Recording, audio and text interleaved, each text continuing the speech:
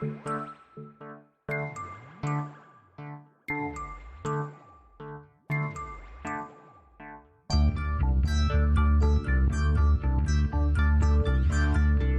is Continuum Drag, a weekly podcast revisiting television sci-fi, fantasy, and everything in between. This week, Automan, episodes 12 and 13. Listen, Worm. The only reason you're alive right now is because me and my friend don't feel like driving. All you're doing is taking up oxygen. There's not enough of that to go around. Now either you pull over to that phone booth and call LeBlanc, or else somebody's gonna make $100 selling a picture of your bullet-riddled body to the tabloids. Go on. Call my bluff.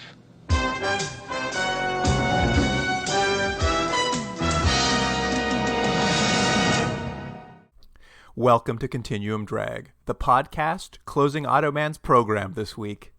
I'm Luke, here with my co-host Jordan. What's real, Jordan? For someone who can trace his family tree back to Pong, I think you'd have more of an appreciation for games. That's a real insult to a computer-generated person. Take that, Automan. Yeah.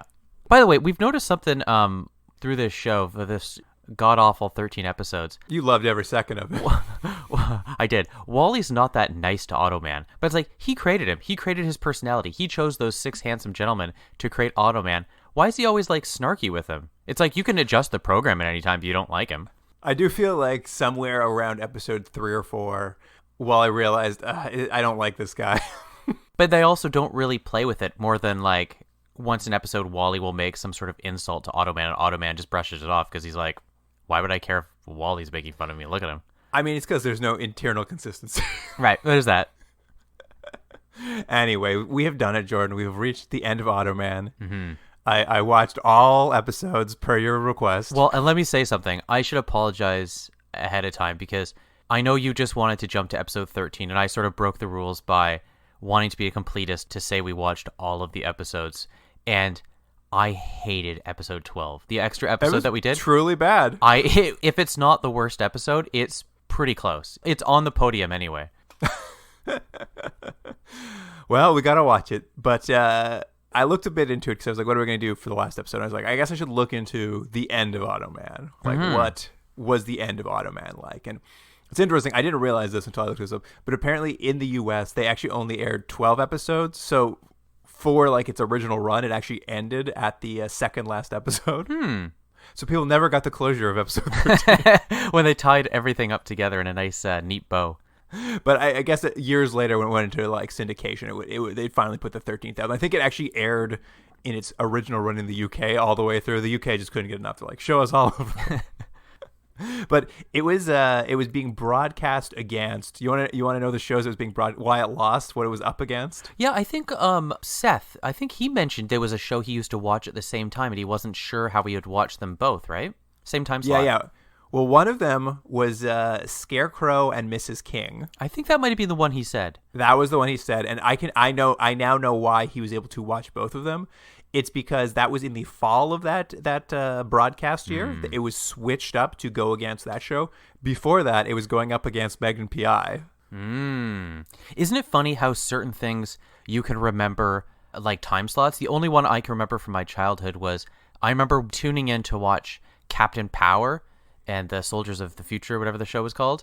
And in its place was Star Trek The Next Generation, which had just started airing. And I was really irritated because I liked Captain Power. But then I started watching Star Trek, and I was like, this might be for me. That was the end of Captain Power. It got canceled because you stopped watching. Yeah, that's right. They had one viewer off. Well, it's funny because it started off against Magnum P.I. and then ended up going up against this Scarecrow Mrs. King. Never heard of it. No idea what it's about. But you remember Steve, one of our guests, mentioned Magnum P.I. As another Glenn A. Larson show. So Automan was up against another Glenn A. Larson show when it started. Again, we've said it before, but he was a real powerhouse. You know, like he had so many shows on the air, and not only just now, but for 20 years, he always had at least 1 or 2 shows on the air. So it sort of seems like it's just the odds that eventually he'd have one show cancel another show because he was so prolific. Well, and they're on different networks too, so he doesn't even have like a deal with networks. He's just got every network's just Aaron and Glenn A. Larson, and they're all just cannibalizing each other. Right. I have to say, this last episode we're going to talk about, episode 13, it had a real Magnum PI feel to it. Do you want? There's one last show, one last highly rated show it went up against that was put the nail in the coffin, and I think this is the show you would have been watching. What was that? TV's bloopers and practical jokes. I would have been watching that, yeah. I was looking at the schedule for that entire year, just like kind of like scrolling through it. There were at least two. There was like another show called like Hilarious Pranks on TV. Like they were just like this was always on prime time, was bloopers and practical jokes. I think that sort of thing, like, America's Funniest Home Videos, I think that thing is just an evergreen gold mine where people just send in stupid videos and we all enjoy watching people fall over, I mean, it's true. Do you want to hear? This is just part of the research I did. Do you want to hear what it was? What Automan was tied with in the ratings that year? Oh, you know what? I'm going to assume it's shows we've never heard of before because it didn't do terribly well. Can I guess? Yeah, sure. Falcon's Crest. Did you just make that name up? No, that's a show.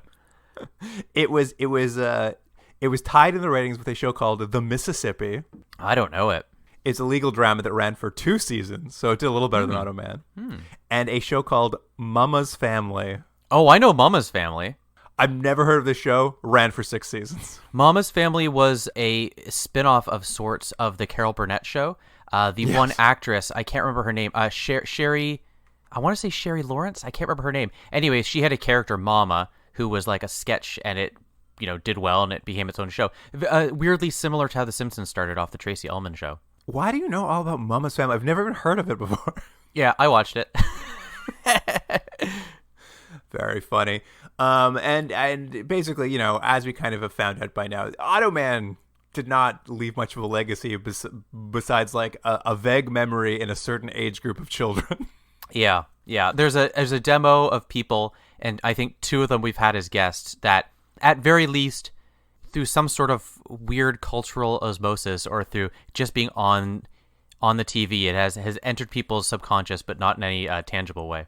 Yeah. Well, the only real 2 pieces of legacy we can talk about is there was the DVD release that happened. I believe the UK did it first in 2012, so I guess it was more popular there. And then in 2015, Shout Factory did it in the US, where they like put them all on DVD, and they released a bunch of like documentaries where they had all the like cast back and Glenn A. Larson to talk about it. And we watched a little bit of that documentary, and it was very funny. They like the main cast, Automan, Wally, and Roxanne, are all there to talk about what a great time they had. Yeah, they're very complimentary. You mentioned you and I watched about, I think, 10 minutes of it, and then I couldn't take any more and I left. I think it was closer to 30. Maybe it was 30 minutes. Well, there you go. But the what's his face? Donnie Lonigan, who plays Chuck Automan? Wagner. Yeah, Chuck Wagner. He is not only complimentary, he either did his research to remind himself or has the greatest memory of all time. But he'd be like, in that scene, I was wearing a pair of gray shoes. I remember the heel was 2 inches. And it was interesting. You're like, how do you remember the details of these things? But that's old Chuck. He was very detail-oriented. Like, he really knew how the effects came together. Like, he was a guy who was clearly very curious as to, like, the entire production of the show. Mm-hmm. And to be fair, and I don't mean this to be insulting, but it probably was the highlight of his career. Well, as we do know, he did not act a lot after it. So, being the lead of a show probably does stand out in your life, I'm sure. Yeah, and also getting to star across Desi Arnaz Jr. That would be the highlight of your life, for sure. Of course. And the only other little piece of ephemera that I was able to come across, and we both watched this as well, but at some point in probably the last, I should have written another date, probably in the last 5-ish years, a YouTube channel called Red Giant did a short film homage to Automan called Hologram. Featuring Chuck Wagner comes back to play Automan for a quick second in a post-credit sequence. Yeah, it was weird that they were able to reach out to him, get him to agree to do it, schedule him in, and then they threw it as like a throwaway gag in the last 10 seconds of this short. But maybe that's just all they could get him for. I think it was very sort of sweet and kind that he came and did this kind of poking fun at himself. Yeah, and I mean, this entire weird short film is like less than 5 minutes long, so there's not a lot of content there, but it's just like, it's like a weird, cute homage to Automan. It's weird to see anyone was like, in the 2010s was like, you know what I'd like to do? Think about Automan and put it on screen again. Also, apparently, in the with today's available technology for anyone with a laptop, they're able to recreate special effects if not exactly like Automan, much better than Automan. Yeah, Automan would be much cheaper to produce today. Yeah.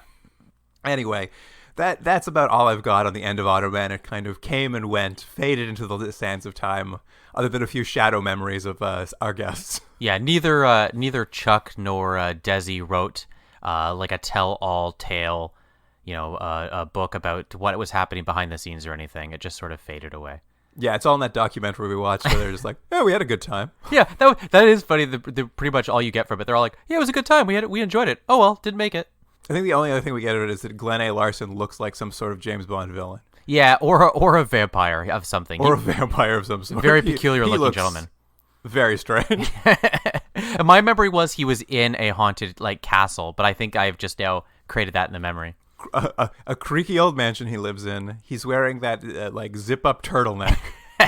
Yeah, and he had colored sunglasses. Yeah, blue shirt, blue colored tinted sunglasses. He's got a very specific look. Mm-hmm. And that mustache. And the mustache. Well, here's the IMDb summary for episode 12. Death by Design.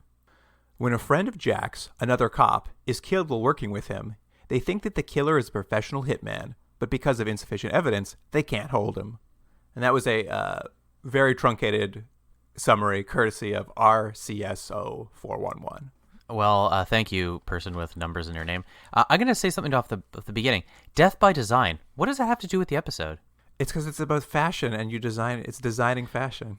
But they have two sort of weird plot lines, or not plot lines. I don't know what you'd call it. Threads or theme. Like, one is you're mentioning that this is a clothing company that we're going to learn about. It's really... Sylvana? Sylvana. It could be anything. It doesn't need to be a clothing company. It's not important at all. And also, you're going to get...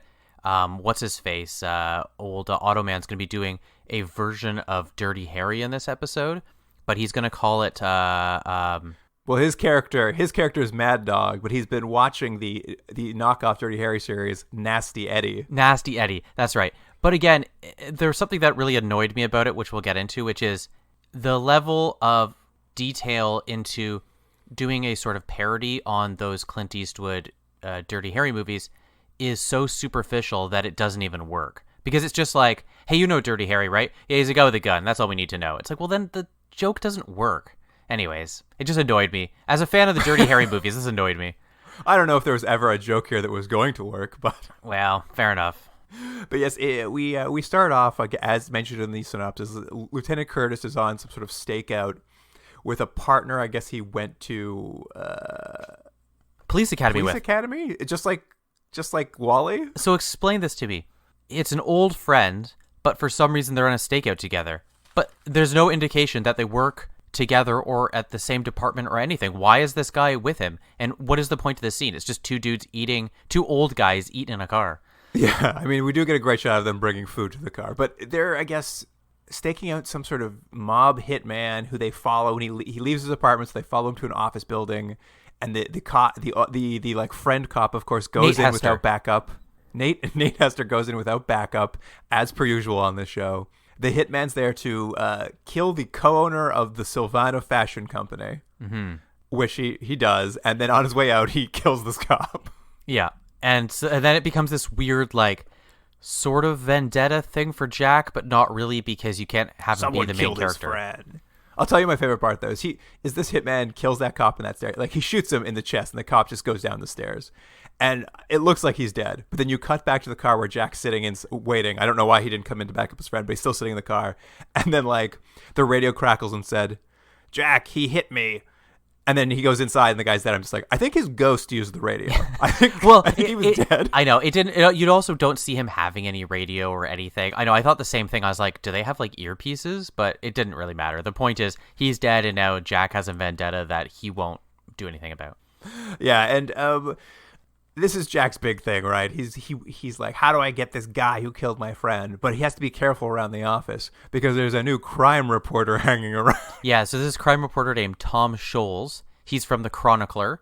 And we sort of, I think, are supposed to, as a viewer, not like him because he wants to find dirt on the police department. He wants to hold the police accountable, and that's not something the police want on this show. Yeah, which is either just the writers in this show, it's just the belief they have, because we've seen this sort of thought before about the police not being accountable for anything.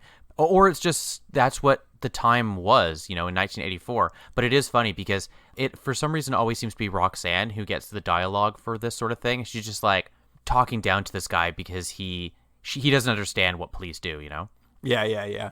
It's very funny. I mean, we have seen it before. This episode is particularly funny because they've got like this Dirty Harry knockoff that Automan is impersonating. And like everyone's just like, he's not a good cop, Otto. He abuses his power. And then they turn around and like everyone in the show is abusing their cop power. But that's fine. Yeah, I know. It's like almost a scene after at one point where they're like, Automan's going too far. He's being crazy. Jack like punches a guy in handcuffs. I'm like, that's over the line, guys. That's a problem. But yeah, the only clue they have into finding this hitman named LeBlanc is that he left a receipt at the scene of the crime with no business number on it, but it does have an optical scan code, which means it's time to bring back Automan's favorite persona, FBI agent Otto J-Man. Yeah, every episode he's got to be Otto J-Man. I love, though, the criminal that left us a receipt. It is very funny. It doesn't make any sense why I would be there. He was just going through them, making sure he was able to get them into accounting before the end of the week, but he accidentally dropped one. He's like, oh, I killed this guy, I had a schedule, so I got like 15 minutes to do some more work, so I'll do some accounting. Yeah. Anyway, Lieutenant Curtis starts his investigation by going to interview the partner of the murdered fashion business owner, a woman named Tracy Morgan, and he interviews her during a very gratuitous bikini photo shoot. Yeah, this and the next episode just have like shots of like women's bums and breasts just because nonstop bikinis. It's 1984. Yeah, it is. These two are very much a companion episodes of just like, we're losing them. TNA, everybody. They're just watching the ratings in real time. Like, oh no, we're losing them. And this woman explains that what's been going on at the fashion company is that the mob has been trying to force them to like give them half their business. And this is because I guess the partner who was murdered at some point when they started the business borrowed a bunch of money from the mob. But she swears they paid them back in full plus interest, so they don't owe them anything. And I gotta say, are there no banks in this world? Because everyone just borrows money from the mob in this world. Yeah, it's the weird shorthand to get to any crime. It's the mob. I think of these 13 episodes, I think at least 10 of them were mob related. I got a question though. So this lady, Tracy, she says that her husband Joseph was also killed by the mob, but we never met him, right? Oh, did she say that? What I heard her talk about is, I heard her talking when she's talking to Lieutenant Curtis, he offers to give her protection because obviously the mob's after her business, like police protection. And she tells him she's not worried because she grew up in the fashion business and knows how to handle the mob. And I was just like, I don't think those two things collide that often. This episode is, I've said this before, but I'm doubling down. I think the messiest episode they've done. Nothing makes sense in this, and there's so many leaps of logic. So this lady, but she's trying to borrow money from Simon Rafferty, right? Who's blackmailing her? No one's trying to borrow money anymore. Like, I don't even know. Her partner borrowed money years ago to get the company started. They paid Rafferty back. Yeah, but he's now blackmailing them. But now he's just like, I want half your company. And that's because the mob boss above him has said, hey, I want to get the mob into the fashion business. Can you get one of our guys into a fashion company? And he's like, yeah, okay, I hired this mobster to kill a bunch of people to help get us into the This is it. It's but just that's like to the my mob point. wants Like, into the fashion business. why even have this extra They have two essentially levels of bad guys for no reason. And I'm going to say, in only one scene do we see Rafferty go to the mob boss, who's this guy named Ambrose, who's literally only in one scene.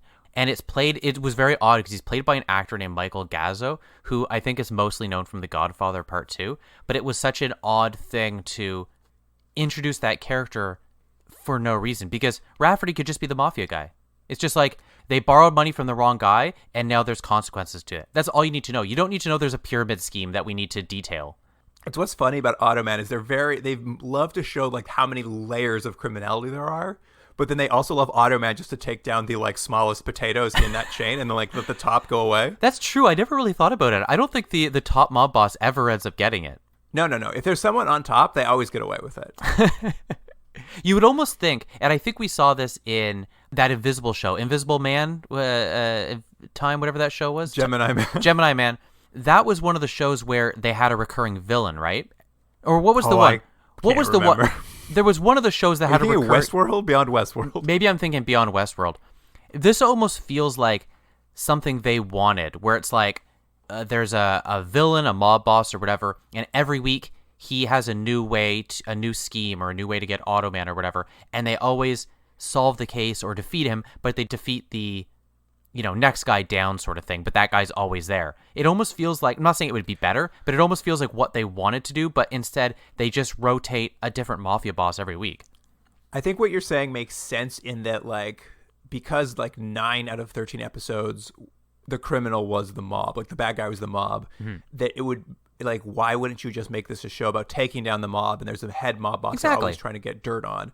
But I think the problem is when they wrote the Bible or whatever for the show, the cocktail napkin for the show they wrote, they just wrote new bad guy every week, and every week all they can think of is the mob. Well, it's also, the show is terrified of serialization, and I'm not saying this has to be a deep serialized show where we learn more and more as the show goes, but there's almost, you don't have to watch any of these episodes in order. They don't matter.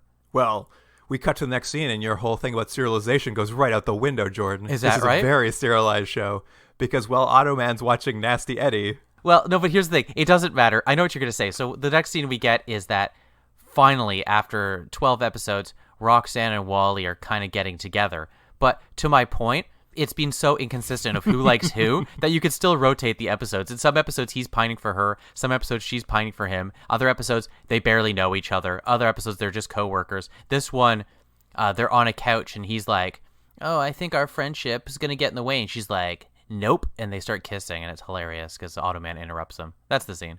Yeah, Automan interrupts. It's very, I laughed really hard because I was just like, whoa, they really just have decided Roxanne's into it now. Because I think that's like an episode before this, she was like implying she was into it. And now she's sitting in his lap on his couch. And Wally's like, aren't we just friends? And I'm like, dude, no, you're not just friends anymore, clearly. And Roxanne really has to take the lead. But of course, yes, you're right. Automan interrupts, at which point, this is the part where he interrupts and kind of ruins the moment she's trying to have with Wally. And she asks Otto, he's like, if you're such a good detective, why can't you take a hint and leave me alone so I can take Wally's virginity? Yeah, but they're really playing up that Automan is sort of like idiot savant, where he can do all these calculations and things, but he can't read any social situations. But I don't know, I just don't think any of this works. These leads have a zero chemistry. Well, I mean, us seeing them finally hook up, it won't come up again this episode or next. Yeah. Anyway, while all this has been happening, the mob has still been harassing that fashion lady, Tracy, trying to get half her business. By the way, the character's name's Tracy Morgan, and that made me laugh every time. That's right. Her name is Tracy Morgan, isn't it? I have that in my notes, and I'm like, why did I write Tracy Morgan? And I'm like, right, that was her name. Yeah. What I liked is they go to like hassle her some more. They're like, give us half your business or else. And then he takes like an inkwell and pours it on one of her fashion designs, and she starts weeping. And I'm like, that wasn't that bad. Yeah, I didn't know what it was at first because it's shot from a bit of a long shot, and I think then like a high angle shot. So you get this, you're not sure if it's ink or paint or whatever. And I was like, is this an important contract? No, it's a drawing. I'm like, it's a big deal. Redo the drawing. It's not like he did anything. He didn't destroy all your work. He literally one piece of paper. It's the least threatening thing you could do. It's true. If the mob showed up at your office, that's like best case scenario. Yeah, it's like the equivalent of like walking into someone's desk and then knocking a pen onto the floor. I'm like, ooh, I'm scared. But after probably 20 minutes of this episode, Wally and Automan finally get around to looking at that receipt barcode. What a clue, by the way.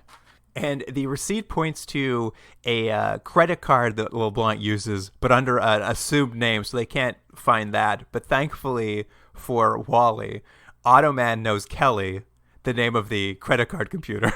Yeah. And she's promised to call the next time LeBlanc uses this credit card. And of course, she calls immediately. This computer calls Automan immediately and says, he's leaving the Peacock's lair right now. Yeah. I don't know why the Peacock's lair tickled me so much, but it really did. It was very funny. Anyway, they jump into the auto car, race over, end up in like a very typical Automan car chase that they do every episode. Mm-hmm. Yeah, you have the same things. You get to see the same footage of them chasing. He makes a right turn. The other person can't make a right turn. They crash. Wally squishes against the window. It's the same thing every episode. Did you notice the crash this time is actually the exact footage from the pilot episode crash? No. I mean, it's all so similar, I didn't notice. It's like like they literally, it's in the trivia for IMDb too. It's like, it is, I recognize the beat. I'm like, oh, this is just literally the scene from the pilot. Yeah. They got 12 episodes in. Yeah, it's like every episode, they have like 6 minutes that they have to stick in for the same footage every episode. And Otto now is like going into this full nasty Eddie mode, and he pulls a gun on LeBlanc in the car and says, "Go ahead, do the world a favor." Yeah, which I mean, I guess is pretty close to "Go ahead, make my day." And, LeBlanc's arrested, trucked down to the station, but unfortunately for everyone at the LAPD, the district attorney informs them they have to let LeBlanc go because no matter how pissy Lieutenant Curtis gets about it, he doesn't have any evidence, so they can't prosecute him. Which is funny because they have this lawyer character come in who in some ways almost seems like a character from a different show who has to deal with the lunacy of this world. He's just like, hey guys, you arrested this guy, but there's zero evidence. You just did a car chase. You had hundreds of thousands of dollars of damage to this building where they crashed. You've injured this guy and we've arrested him. And you're terrible police officers. And Jack's like, I can't believe this. You're stopping me. I was like, yeah, you have a receipt. I believe this man you arrested was arrested by an Agent Otto J. Mann, who is not an FBI agent as far as I can tell. Yeah, have they brought that up yet? Where all of these court cases that they've brought should all be thrown out of court because they've been apprehended by a vigilante? No, they have not brought that up yet, but that would be a good episode. Mm-hmm. Anyway, this is the point where Lieutenant Curtis is so mad that justice can't be served that he walks into the squad room as they're releasing LeBlanc and just punches him right in the face in front of the crime reporter. I'm just like, this crime reporter's right about everything.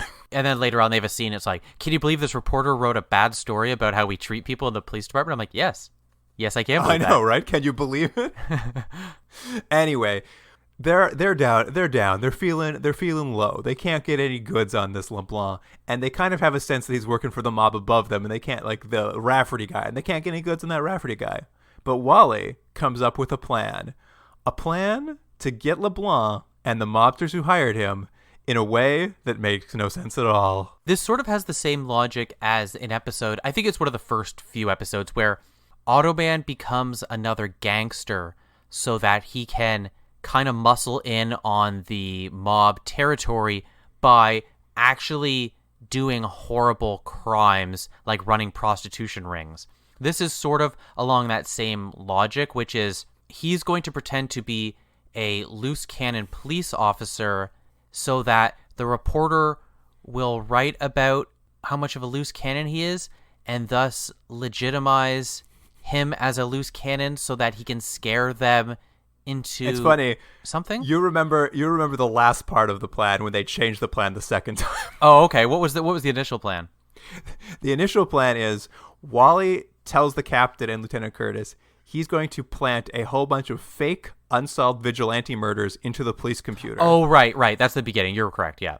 So that when the crime reporter sees them printing off on a dot matrix printer, like one unsolved crime after another just printing off in front of his eyes, he's immediately going to be like, I should write a story about a vigilante killer who goes after murderers who get away with murder. And then those stories will get published and the mob will see it. And then Jack, Wally, and the captain will plant stories amongst their informants in the criminal community to say that the vigilante seems to be after LeBlanc next, so that LeBlanc will be so afraid he'll turn himself in and rat out his boss. It's got to be one of the dumbest ideas this show has ever had. The only saving grace of this is there's an extended scene where, for some reason, it's not enough for them, because as you mentioned, Wally needs to enter these essentially fake cases or fake crimes into the computer, but he has to, like, create them out of his imagination. So he'll be like, the guy got shot with a gun. No, wait. He was stabbed. No, wait, he was strangled. And while he's typing at the computer, we get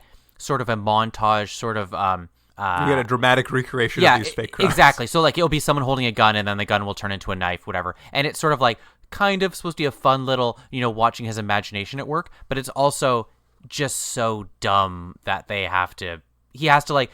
As a computer expert, it means he also has to be creative. It's the same way he also, because he knew how to use computers, he also knew how to design video games in a previous episode. What I like too is it's just like, even when the captain hears this plan, like he gives it the go ahead, but he's just like, I can never have heard this ever happen. Like, this is so illegal. I'm just going to pretend I never heard any of this, but go ahead. And also, is this the most direct way to find this guy. Like it's so many steps, and even like even if it made sense, which it doesn't really, what is the chance that it's going to work? Like, it's not like this is a foolproof plan. Like, it all operates on them assuming he will react into a way that they have designed because he will have heard things that he may not even hear. When Wally volunteers that he has a plan, you could never guess what he was going to say next. Like, this was so out of left field, it's crazy. And to your point, what you were talking about, Mad Dog and Automan going undercover, this is where the plan goes sideways. Is the reporter buys into it. He writes a whole story about a vigilante on the loose. And when he comes in to show his the story he's written to the captain, he's just like, I wrote a story about a vigilante, and I'm quite confident Lieutenant Curtis is that vigilante. Oh, right. So that's right. The plan goes sideways. To be fair, this reporter, Scholes, what's his name? I have no idea anymore. It's gone. Yeah, Tom Scholes. Tom Scholes, he sort of connects things in a way that makes more sense, which is this loose cannon police officer I see every day. Yeah, this loose cannon cop that I see, whose partner was killed, he's clearly the one that's gone over the edge. Because to be fair, that makes more sense. Yeah, and so basically this is what happens is Automan becomes this like ex-cop Mad Dog character who's on the loose so that they can like make him so they can get the heat off of Lieutenant Curtis and put it on to someone else. And I'll mention one weird little thing. Anytime Automan shows up as this Mad Dog character or cop character, the music they have is very reminiscent of the Seinfeld theme. And it was like, and I was like, this is so odd. And it's, I mean, they didn't know that Seinfeld was going to happen in a few years, but it just is funny now watching it. What I like is then they head off to, I guess, protect the Silvano fashion show that's happening that week. And we get a catwalk fashion show with various swimwear. And as I was watching, I'm just like, this is very low-end fashion. Yeah. Well, it also seems very low-end because the show doesn't have a huge budget. And it looks like a high school presentation. Yeah, I'm just like, this is not high fashion that the mob's trying to get into. This is really ready-to-wear stuff they're trying to get into. Mm-hmm. But, of course, the mob shows up there to backstage to threaten her once more with, like, handing over half her company for whatever reason. Except this time, Otto and Wally are there, and Otto gets to beat up a bunch of mob goons and, like, get a kiss from a bikini model for doing such a good job. This show has a real wish fulfillment for dweebs. Yeah. And, the mob's, they're still not getting close to the mob, but, like, the story of this vigilante is, like, sort of floating through the air, and they're, like, getting worried. They're like, oh, no, is there going to be a vigilante after us? And Rafferty's like, doesn't matter. He'll go after LeBlanc, not me. And Wally and Otto finally get a lead. They finally get their first lead on how to get to LeBlanc when, I'm not sure, off camera somewhere, Wally's just like, I read somewhere that one of Rafferty's goons goes to this like newsstand where a bookmaker is, and he places bets there. Let's go there and get him to call Rafferty for us. Yeah, or call LeBlanc. Again, it's they spend so much time on creating the layers of corruption into the mob and how the mob works that there's no time for any logic or connection of scenes. So you just have to have characters show up places like you're saying. There's like, oh yeah, I hear this guy goes to a newsstand to place bets. You're like, okay. And then they go over, and it's just so we can have this extended sequence that we should talk about because it makes no sense. You know what I liked about that the newsstand? What's that? Seemed to only sell muscle magazines. I didn't notice that. That's what I noticed as I panned over. I'm like, there's a lot of muscle magazines in this newsstand. But Luke, let's talk about this scene. So they go to essentially to meet the guy and kind of like threaten them as this Mad Dog character to show him that you know, he's serious business and everything. All the rumors on the street are true. And what we get is the guy is not really buying it. He's not really being convinced. Yeah, the mob goon's not convinced. Yeah, and so Automan pulls out his very Dirty Harry-esque sort of, I can't remember what, it was a Magnum. Like a Magnum? Something. Yeah, and it's like a very long barrel on the gun. And he pulls it out, and after some sort of weird argument, he shoots the guy at the newsstand, an innocent bystander, for all intents and purposes. And he shoots the guy, and the guy falls down dead. And he's just like, he ticked me off, so just shows you what a loose cannon I am. And then the mob guy's like, okay, you've convinced me, I'll take you to Rafferty. And they get in a car and leave. And then what we see is the guy that got shot, the blood or whatever has happened. The bullet wound in his stomach. Yeah, the bullet wound, because he actually shot him, has dissolved. Which, okay, but that is not how... Well, it doesn't just dissolved, it turns into cursor. It turns into cursor, but like, that's not how the powers have been shown to work at all in the last 12 episodes. What we see is he actually creates working things. When he creates a car, it's a working car. When he creates a helicopter, it's a working helicopter. When he creates a brick for a car to drive into, it smashes into said brick wall. So why this bullet, by all intents purposes, should have went into the guy and killed him. The fact that this hologram then dissolves doesn't change the damage it has done inside this guy's body. No, Cursor can just make fake holographic bullet wounds. It's totally fine. But like, it also knocked the guy out, and like it knocked him to the ground and knocked him out. So he was dead. Holographic technology. It's amazing. Like, it's just... I know it's a nitpicky thing, but it's just like, guys, you've created the rules. You can't break the rules now 12 episodes in. There's just a new rule, Jordan. Anything goes. Anything goes. So, I mean, like, here's the thing. If you wanted to do that scene, they want to show how scary this fake character Automan is playing, he could have shot Wally, and Wally could have pretended to die, and that would have been just as convincing, and would have kept up the logic that they've created in this universe, which is, it just was all a big act, where it's like, but you've shot an actual person who clearly has been injured.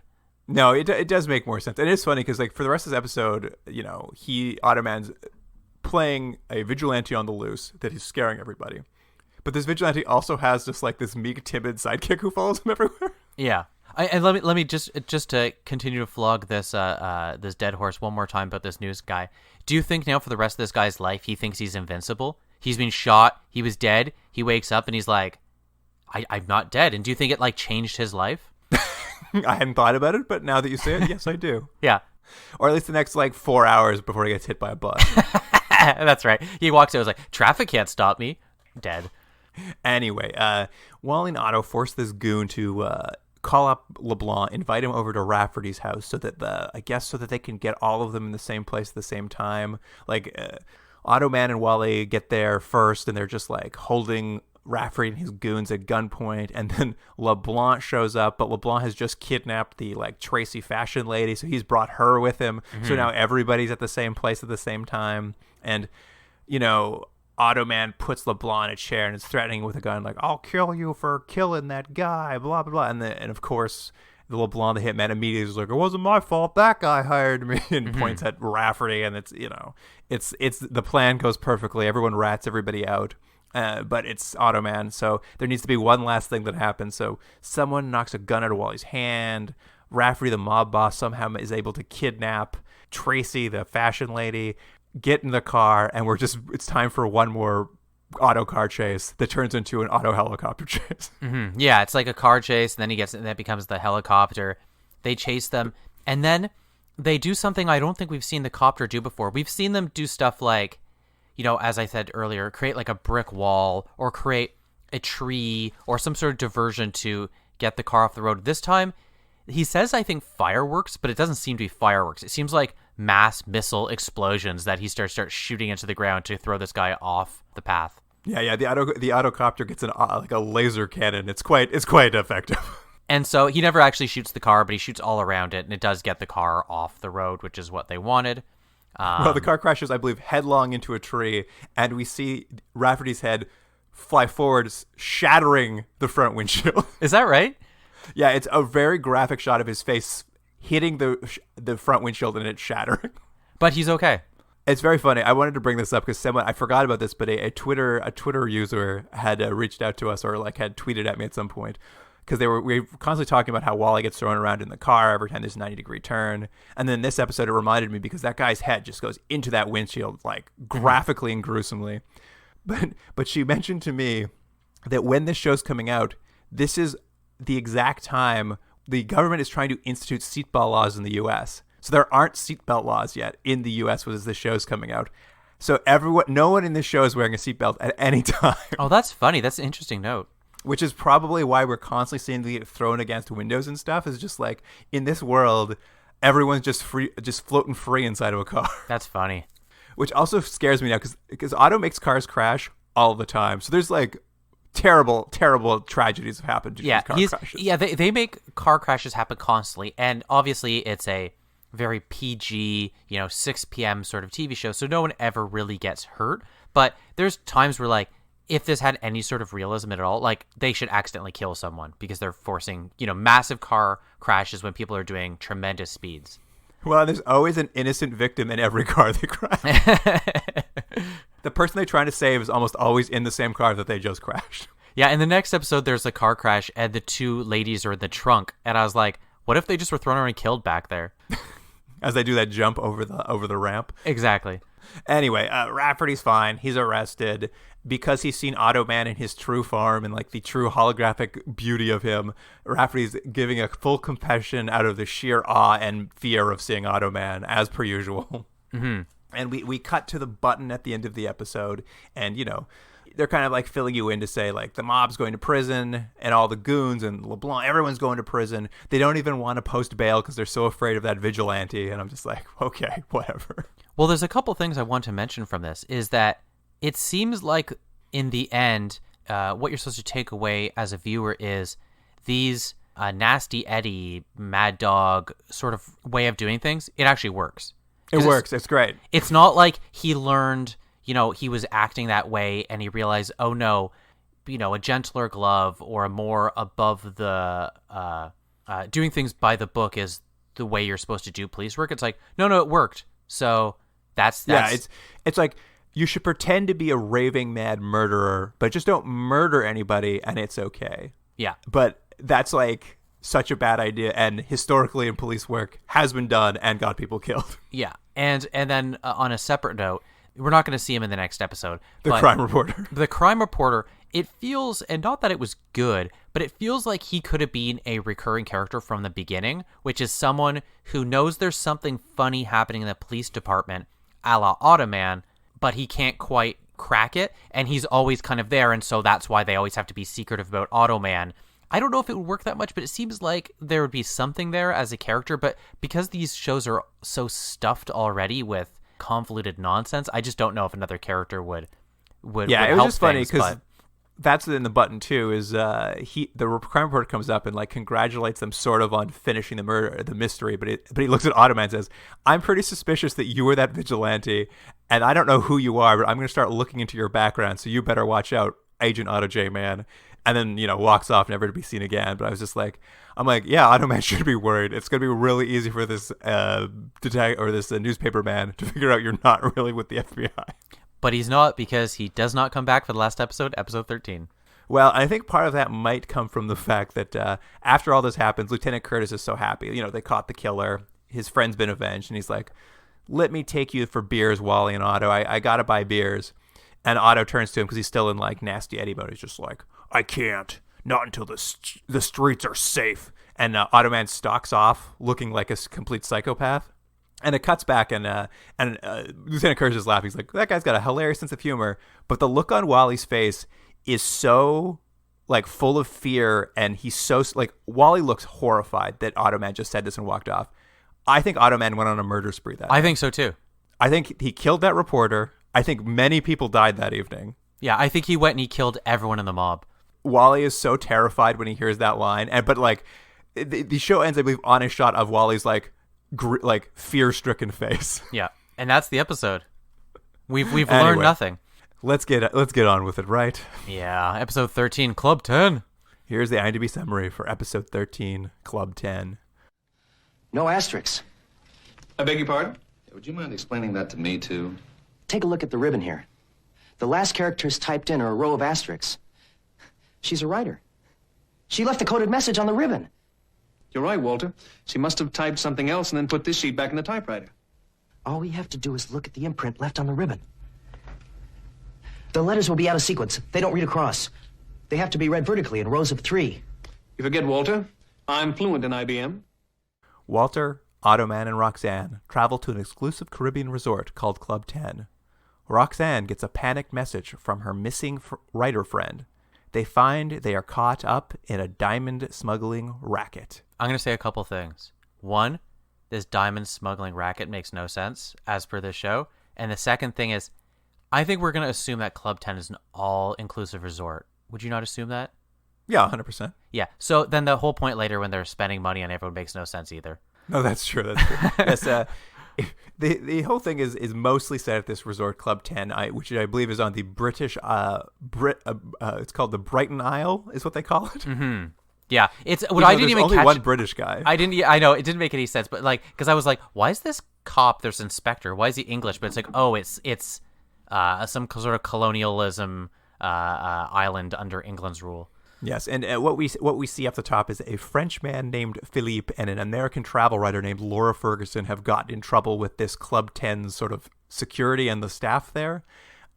Apparently, and this is something we're just told in exposition, Philippe is apparently somehow an accomplice in the diamond smuggling operation that Club 10 is a front for. Mm-hmm. How and why, it's never clear to us. But for some reason, on this trip to the resort, Laura, the travel writer, stole his heart, and he's changed his mind about diamond smuggling. And so he and Laura have hidden the diamonds from the staff of Club 10, and now they're very mad and want their diamonds back. Yeah, I thought this was weird because it seemed like it was pretty obvious what this should be, is that, sure, Laura and this guy who does the worst French accent I've ever heard, by the way, for the 2 scenes he's in, because he has to be international, exotic.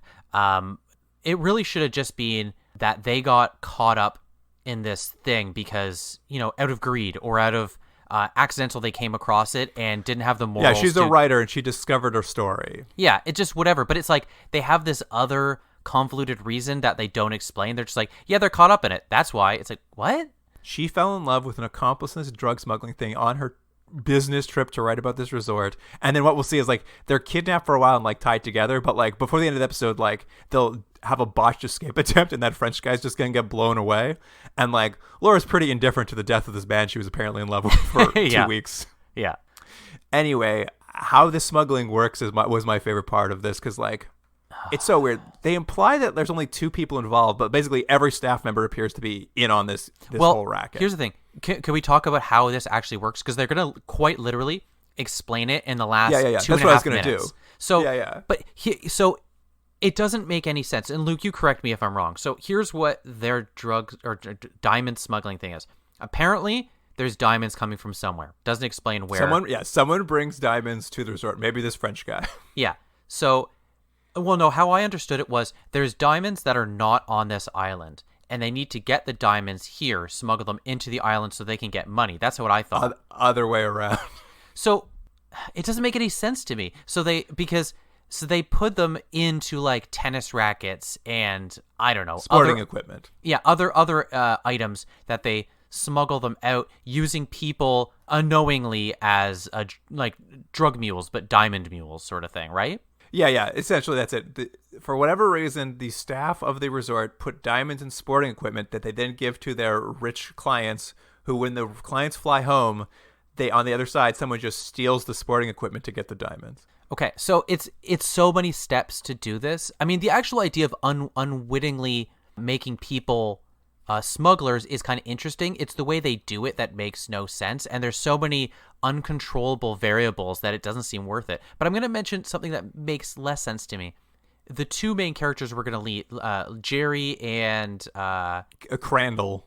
Roger Crandall. Those are the 2 bad guys we're going to learn. Why we only get her first name, I don't know. But as you said, they seem to be running this scam. But the whole real episode is they're trying to get some diamonds back that went missing. But they apparently have oodles and oodles of diamonds, and this organization and this scheme they've had seems to be working fine. Why do they care about these couple diamonds? It's just like, just kill these people and get them out of the way and keep doing what you're doing. And eventually, like, even if you don't find the diamonds, they clearly have enough to go. You're just saying, take a loss on this particular shipment of diamonds and just get another one. Yeah, exactly. Because they keep going. But at one point, Jerry's like, I want to find those diamonds so we'll be millionaires. I'm like, you already are millionaires. You've been selling these diamonds for quite some time. This is maybe the first time they've tried this scheme.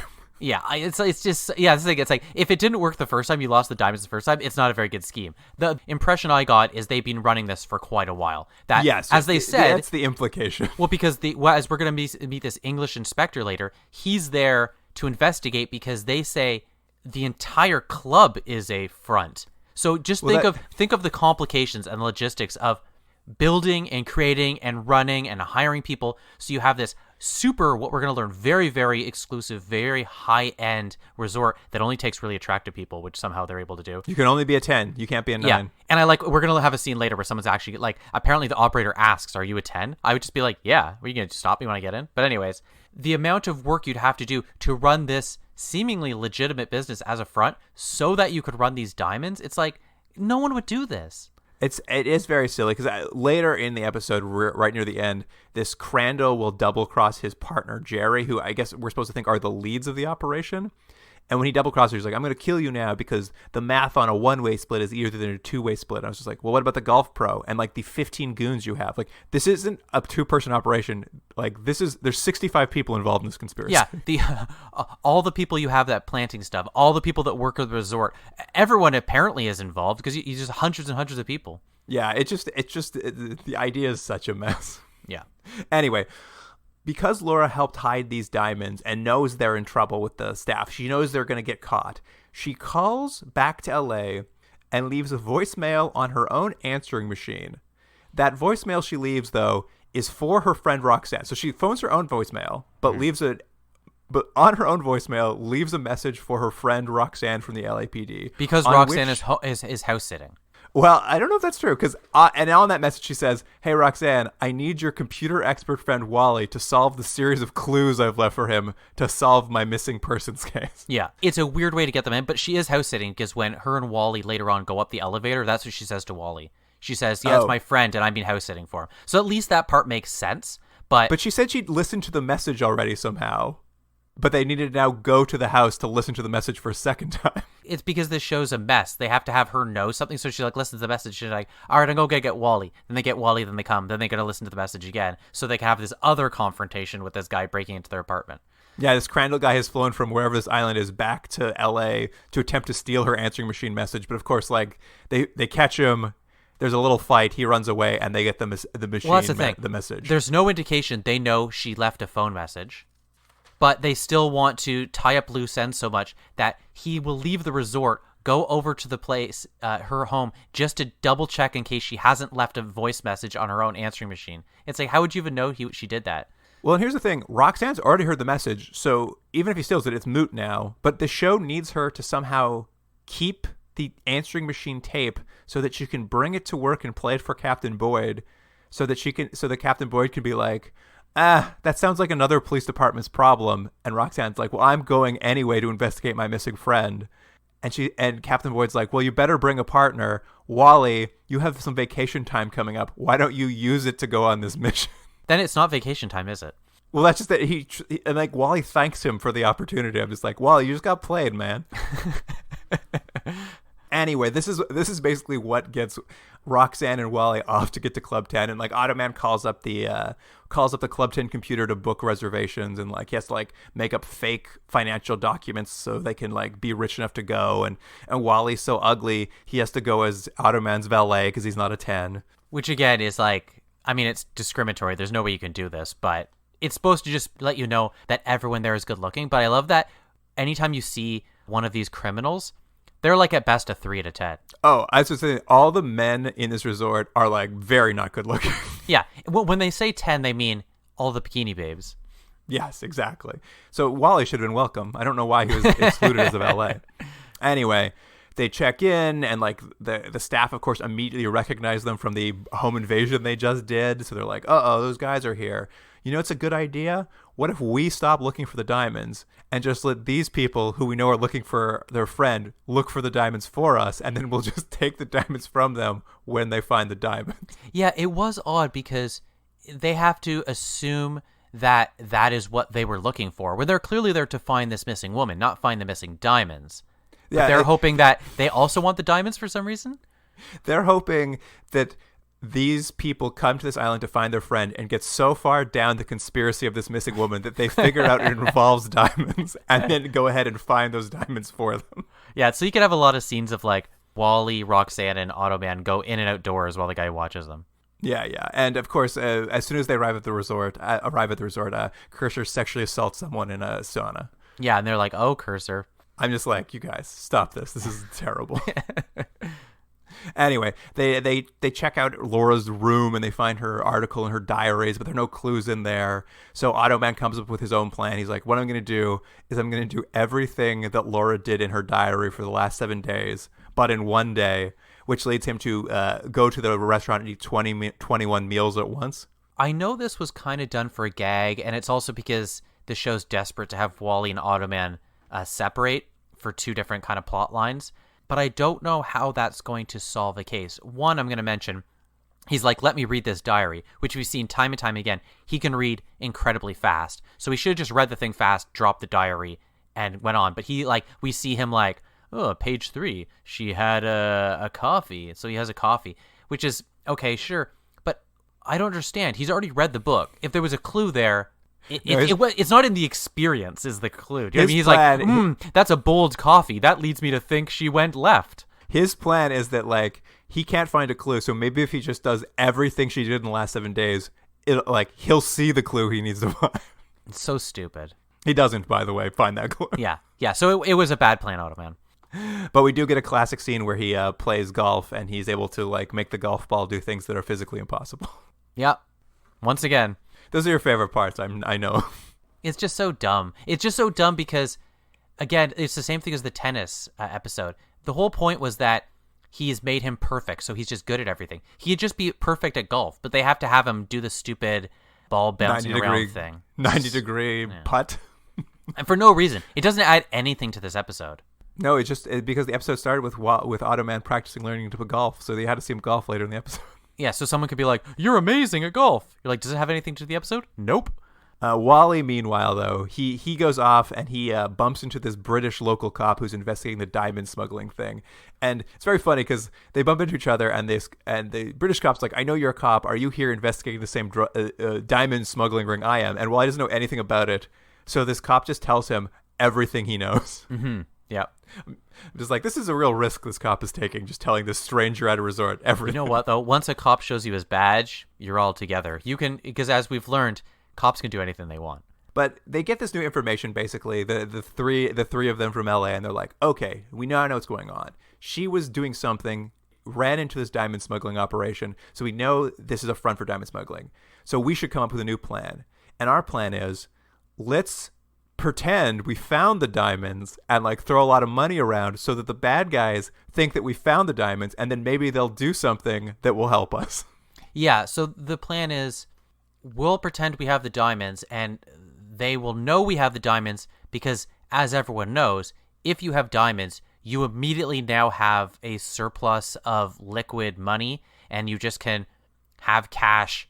You just start blowing money like crazy. That's everyone who has a diamond. They just start spending money like crazy. And you see that in a scene where they have like Wally announce to everyone at the club, the resort, that dinner's on them. And that's my point for the beginning when we were talking about it.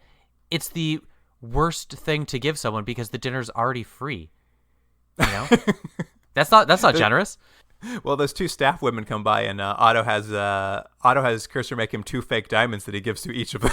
Yeah, which will just fade away eventually, so he didn't give them anything.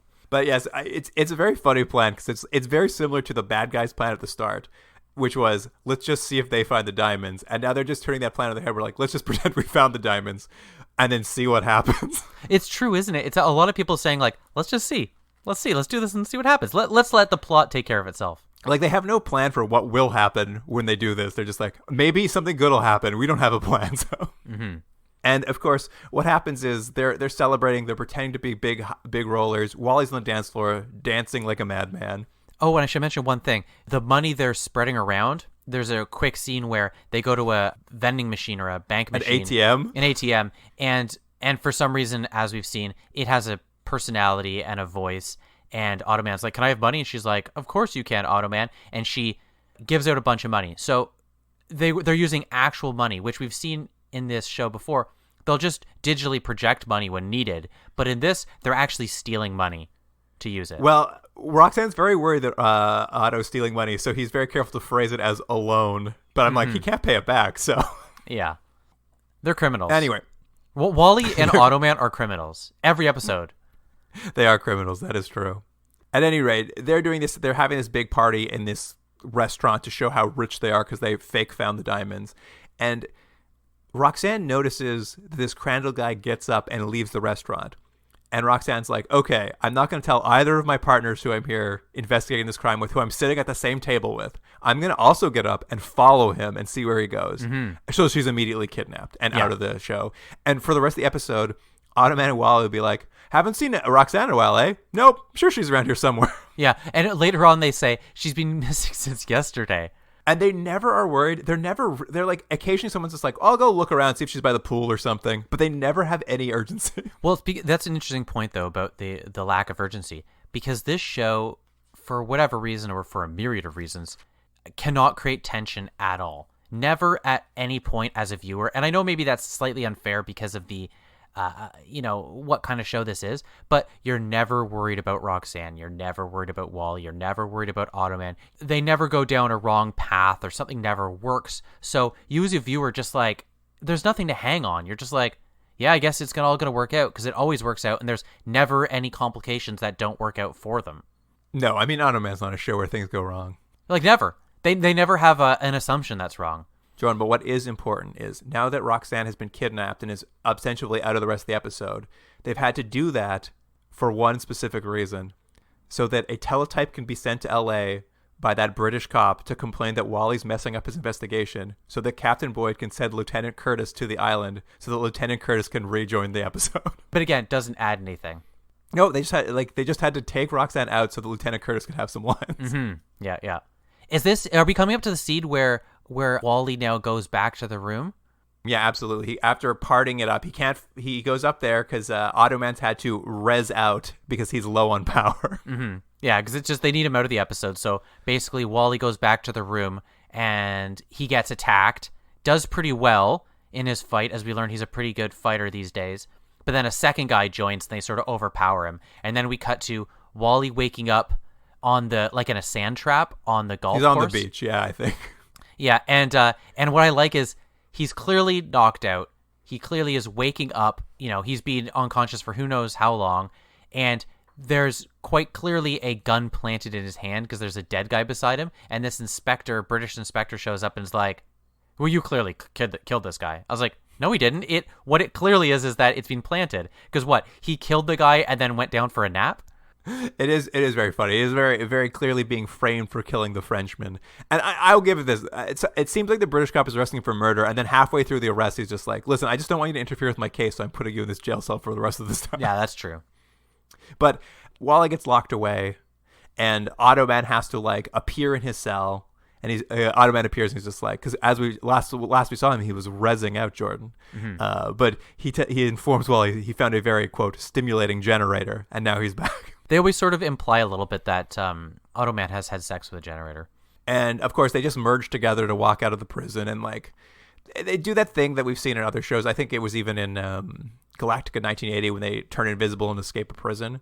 But, they have, an old drunk in the cell with him to, do something. But they don't even use that character. He barely reacts to Automan appearing, Wally and them merging, and then just walking out. The man just kind of lays in that bed being like, huh, okay. Which, again, we've said this thing they do makes perfect sense that Automan can get Wally out at any time.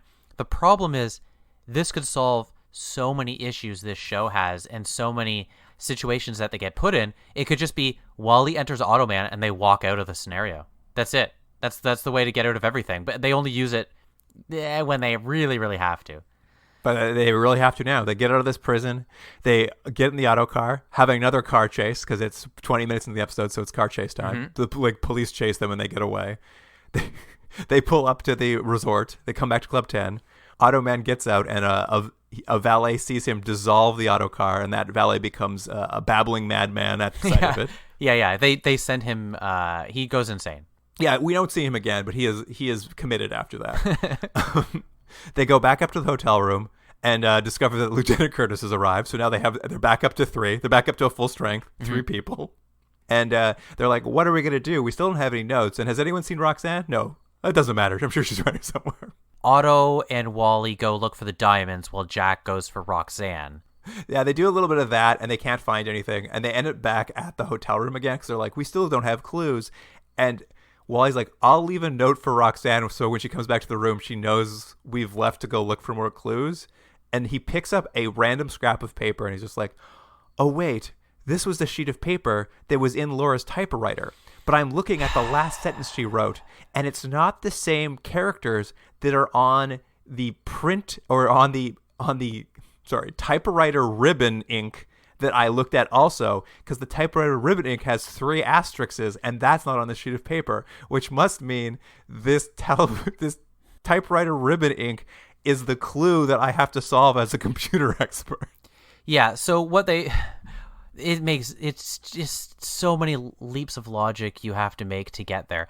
What they are showing you now is that Laura knew she was going to get kidnapped, so she not only called Roxanne and left the message, she also typed a secret message so that it could make an imprint on the typewriter tape and then replace that with another piece of paper, knowing that someone would come find her and would have the investigative wherewithal to check the tape and put this together. She could not have come up with a more subtle clue for someone to have found. Like, unless Batman shows up, no one would have caught this. This is truly the opposite of foolproof. Yeah.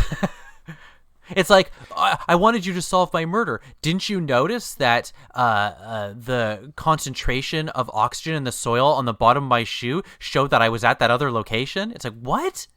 I also like that we don't ever see, like, Wally take that piece of paper out of a typewriter or see him engage with a typewriter at all. He just suddenly announces, he's like, I took that out of a typewriter earlier, and also I took out the ribbon earlier, and I looked at them both when none of you were looking.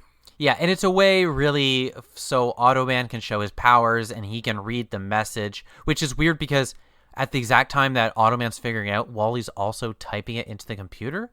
I was like, what? Yeah, that's what was funny too. Wally's like having a computer decode the message, and then as he decodes the message saying the diamonds are in the fish tank, Automan announces, he's like, oh, don't worry, I can read IBM. I don't know why you spent all that time typing into a computer. I could have just told you that's what it said. Yeah, and then they have, I can't remember what the message says, but it tells them something that it says the diamonds are in the fish tank. Oh, that's right, the diamonds are in the fish tank. Yeah, because at the exact same time, the entire staff of this hotel have gathered around this Laura character and are threatened to kill Roxanne unless she finally reveals where she hid the diamonds. And she also says, oh, they're in the fish tank in the other room. That's right. Yeah, after all this time, they finally are just like, can you tell us? We've asked you 300 times. I'm going to ask you one more time. She's like, yeah, it's in the fish tank. So basically now everyone knows where the diamonds are. So what we get is a scene where Wally and Otto walk into the restaurant.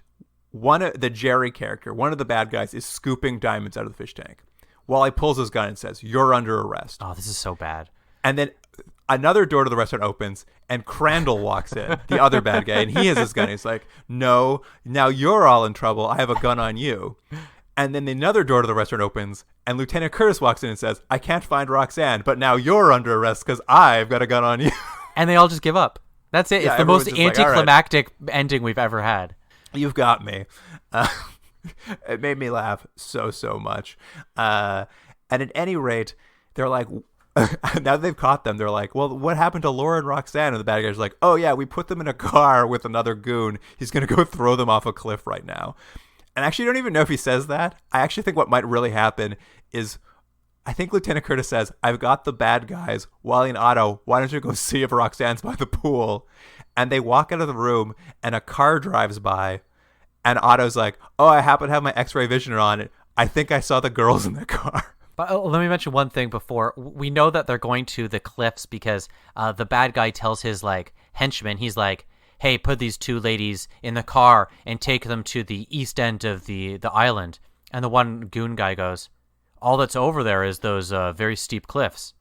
And the guy goes like, yeah, exactly. It's just like he has to spell it out for the guy. The guy's only job is to take care of people and kill them, but he still needs the instructions. Because if you didn't tell him, he'd just have taken them to Dairy Queen or something. Yeah, sat on the cliffside, ate some ice cream. Yeah.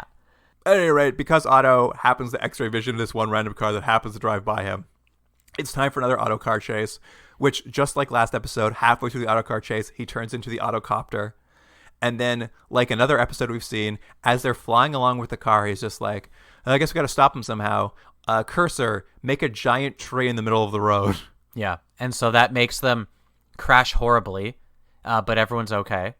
Yeah, they land, Automan beats up the goon, everybody's saved, and then, this is, I think, the first time this has ever happened, but Automan is standing in front of everybody. Like, Laura's there, or like the woman they just saved, Laura's there, Roxanne, everyone. And Automan's just like, well, my job here is done. And he just vaporizes into thin air in front of this Laura woman, and no one comments on it. I think you as a viewer are supposed to know that he's like out of sight or something, but you're right. It is right in front of them.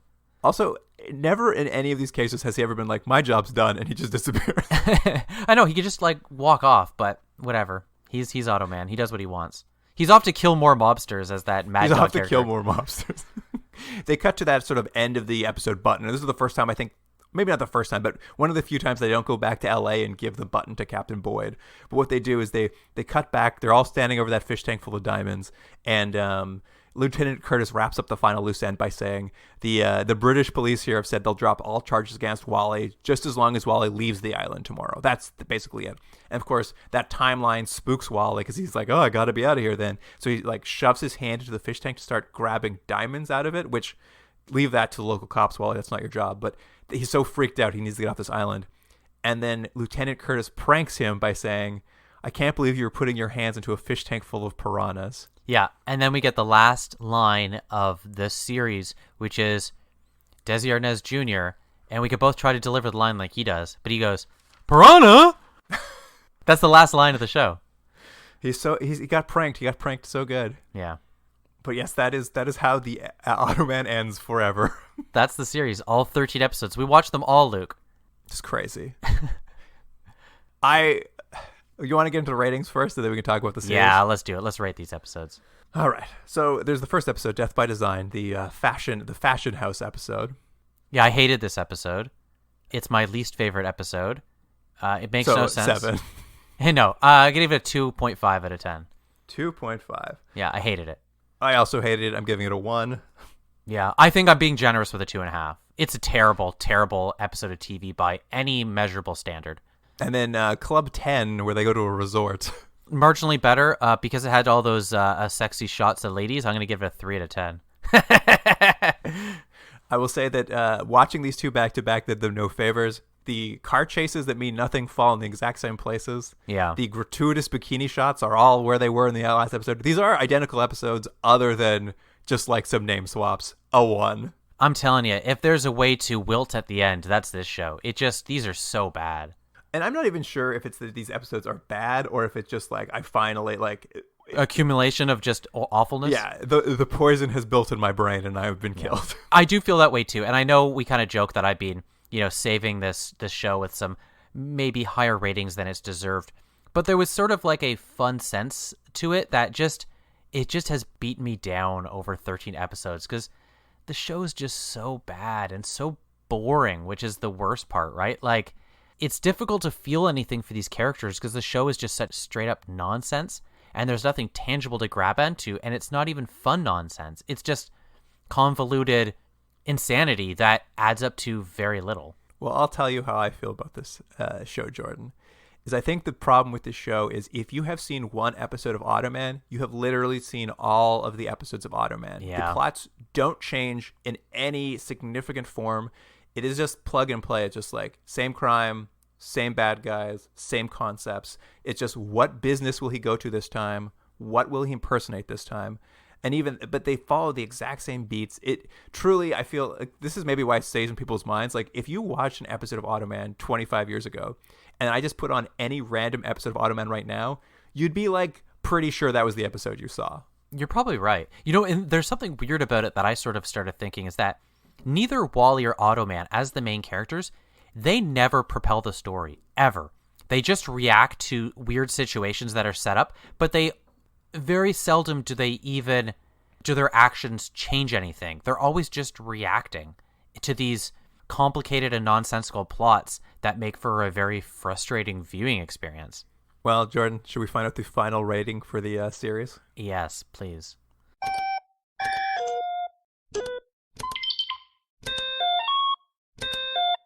Here is the final series average for Automan, according to Continuum Drag. 4.2. 4.43. 4.43. That's high. Yeah. And whose fault is that? It's my fault. It's my fault. I know it's my fault. What would you know? Jordan, let's say after 13 episodes, if you just out of 10, what would you give this show out of 10 for 13 episodes as a whole? I think I'd be generous and give it a 3 because I truly do think in some wacky alternate world, there probably is a decent buddy comedy with Chuck Wagner and Desi Arnaz Jr. somewhere out in this world. Because I think that both of them are doing an okay job. Like, I actually think they're both very watchable. And the effects are kind of cool the first couple times you see them. But, like, there's nothing to hold on to beyond that. I'd say it's about a 3.5 out of 10. So, I mean, it's not too far off what our overall rating is. And I know I kind of skewed them a little bit, but... Well, here's the big question, Jordan. Do you recommend people watch this? Absolutely not. No, I also can't. No. It is... As you said, I'd say watch one episode. You're right, because if you watch one episode, that's the show. And it's... Once you start... after watch an episode and after you kind of laugh about, the kind of somewhat cheesy effects or the recurring gags or all these sort of things, once you get through that once, it gets tired and there's just nothing else. There's no real idea of fun. So it's just a lot of nothing. It's just super forgettable. Yeah, 100%. There's nothing here. It's an empty void. It is an empty void. And it does feel, I think you mentioned in this episode that it feels like it was kind of written on a napkin. And that is how it feels. It feels like the writers didn't really give much of an effort. This is what happened, Jordan. We entered Automan's realm and discovered it was a void. That's true. All right. Well, that wraps it up for Automan. I don't think there's much left to be said. No, we've given more time and more thought to this show than anybody ever has. Well, if you have any final thoughts, I don't know how we're going to get them on the show, but you can always email us at continuumdrag@gmail.com. And, of course, on Instagram and Twitter, we'll have some clips from these final 2 episodes. The handle there is @continuumdrag. Mm-hmm. And that's about wraps it up. So next week, we'll be back with something brand new, thank God. Yeah, no, this feels like it's been we've just been watching this for ages. It does feel like I've done another year of this podcast in the course of doing these episodes. So that's something to look forward to next week, Jordan. Yeah. Until then, listener, thank you for joining us. And Jordan, I will see you next week. See you then.